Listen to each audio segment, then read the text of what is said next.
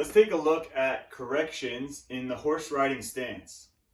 And the biggest mistakes that people will make when doing a horse riding stance is compensate the torso forward. So due to lack of strength and articulation in the hips and what we want here, we will start compensating forward to try to get deeper in our stance.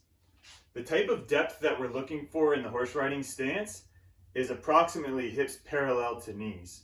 When we bring the hips parallel to the knees, we create a very specific stimulus to that position as it would apply to greater positions like a side split, and ultimately we just end up producing the best specific type of strength through the hips.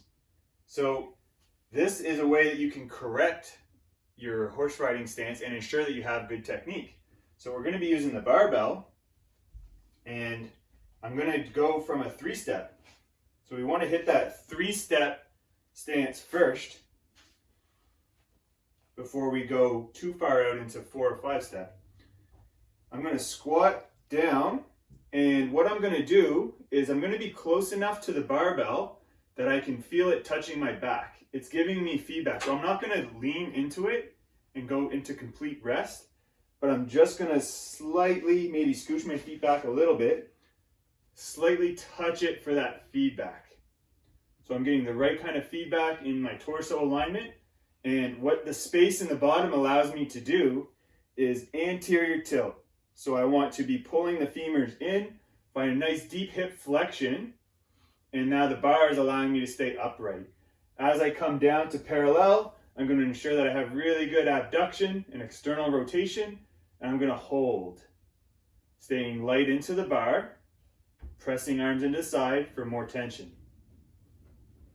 So that is a good correction strategy for your horse riding stance.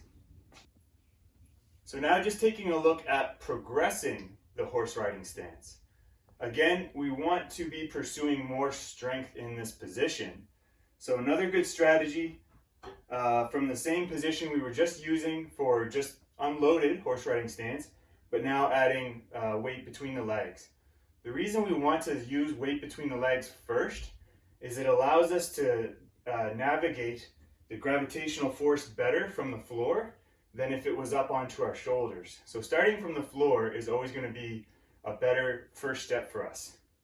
So we find that 3-step stance, we find nice torso alignment, anterior tilt, and we come down to grab the weight. A dumbbell is a really nice call, but kettlebells work nice too. And what we're actually going to do now is hold this position. So I'm not going to squat up and down.